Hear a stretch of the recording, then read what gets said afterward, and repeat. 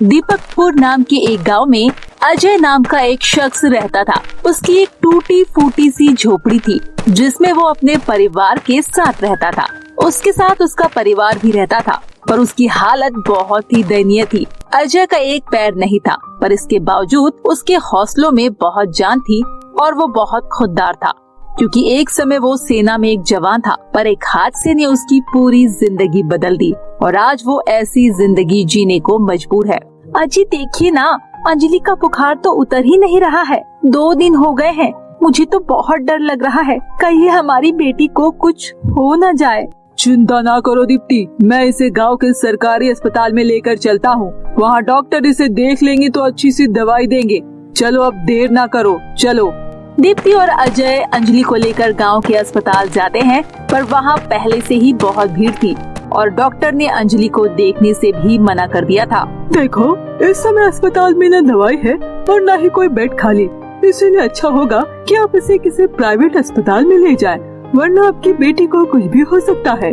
Doctor ने तो कह दिया है कि प्राइवेट में दिखा दो, लेकिन प्राइवेट में दिखाने के लिए मेरे पास तो पैसे ही नहीं है। कुछ समझ नहीं आ रहा है कि क्या करूं। ऊपर से मेरी बच्ची की तबीयत खराब होती जा रही है। रुकिए जी, ये लीजिए मेरा मंगलसूत्र, आप इसे बेच दीजिए और उससे जो पैसे मिले अंजलि को प्राइवेट अस्पताल में दिखा देंगे। और दीप्ति, ये पाप ना करवाओ मुझसे, मैं तो पहले ही बहुत परेशान हूँ। तुम इसे अपने पास रखो, मैं अभी आता हूँ।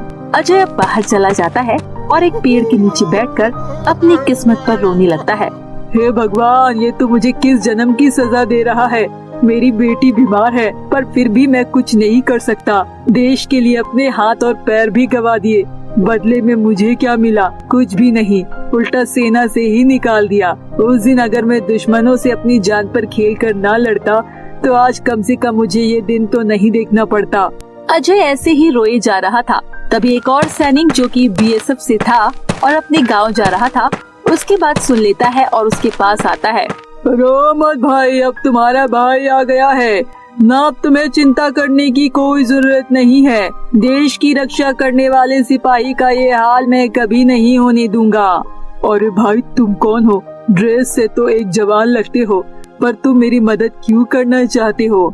एक आर्मी का जवान होने के नाते अगर एक सिपाही दूसरे सिपाही की मदद नहीं करेगा तो कौन करेगा? चलो हम पहले तुम्हारी बेटी का इलाज करवाते हैं। देखो भाई, मैं तुम्हारी मदद नहीं ले सकता। मैं खुददार आदमी हूँ और अपनी मेहनत का खाता हूँ।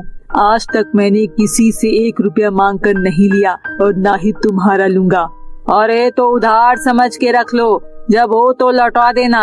अरे ले लो भाई, नहीं तो तुम्हारी बेटी नहीं बचेगी। लौटाऊंगा कैसे? मेरे तो कमाई का कोई साधन भी नहीं है। वो तो मुझ पर छोड़ दो, पर हाँ, जितने पैसे मैं दूंगा तुम मुझे वापसी कर देना। इससे तुम्हारा खुददारीपन को भी कोई ठेस नहीं पहुंचेगी।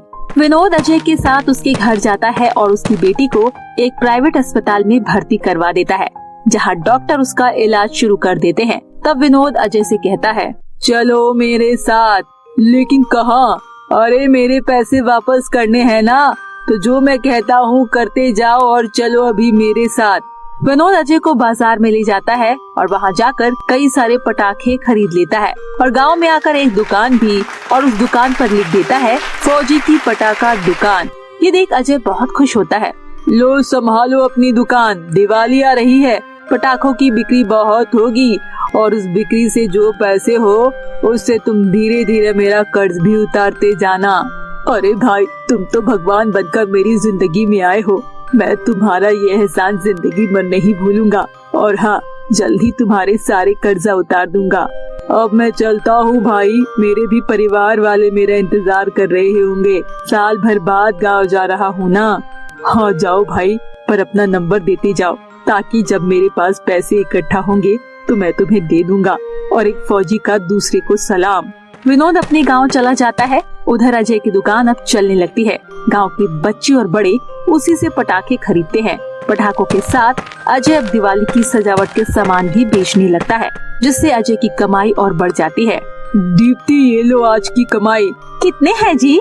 पूरे 3000, और वो भी सिर्फ आज के। अरे वाह, पटाखे इतने ज्यादा बिक रहे हैं। दीप्ति, ये सब उस विनोद की वजह से है। अगर वो नहीं होता तो आज मेरी बेटी का इलाज ना हो पाता और ना ही मैं एक पटाखे की दुकान खोल पाता। अजी, हमें भी विनोद के लिए कुछ करना चाहिए ना। तुम सही कह रही हो दीप्ति, हम उसे एक अच्छा सा तोहफा भी देंगे। चलो मैं अब दुकान पर चलता हूँ, ग्राहक मेरा इंतजार कर रहे होंगे। अंजलि भी ठीक हो जाती है और अपने घर आ जाती है। अजय अपने परिवार को बाजार लेकर जाता है और उन सभी को नए कपड़े दिलाता है। अंजलि ने आज पहली बार दिवाली के लिए कपड़े लिए थे, नहीं तो हमेशा वो पुराने ही कपड़े पहनती थी। ऐसे ही दिवाली भी आ जाती है। अजय अपने घर को बहुत अच्छे से सजाता है और माता लक्ष्मी की पूजा करता है। चलो जी, विनोद जी से मिलके आते हैं। आज उन्हीं की वजह से हमें ये खुशियाँ नसीब हुई है, नहीं तो दिवाली कई आई पर ऐसी खुशियाँ नहीं लाई। चलो चलो, मुझे उसको पैसे भी देने हैं। वो सभी विनोद के घर जाते हैं और उससे मिलते हैं। विनोद उनकी बहुत खातिरदारी करता है और उनको पकवान खिलाता है। विनोद, ये लो तुम्हारे पैसे और तुम्हारा बहुत बहुत शुक्रिया। तुम नहीं होते तो पता नहीं हम कहाँ होते। तुम्हारी बदौलत हमारा काम अच्छा चला और हम तुम्हारे आज पैसे उतार पा रहे हैं। ऐसा मत कहो अजय भाई, आखिर एक फौजी दूसरे फौजी के काम नहीं आएगा तो कौन आएगा। चलो अब पटाखे फोड़ते हैं। और वो सभी मिलकर पटाखे फोड़ते हैं और तरह तरह की मिठाई खाते हैं। अजय अपनी बेटी अंजलि को खुश देखकर अब और खुश हो जाता है। अंकल, आप मेरे लिए भगवान हो। बाबा कहते हैं आप नहीं आते तो मैं मर जाती, इसीलिए मैं अब से आपको ही अपना भगवान मानती हूँ। और सभी इस तरह खुशी खुशी दिवाली मनाते हैं।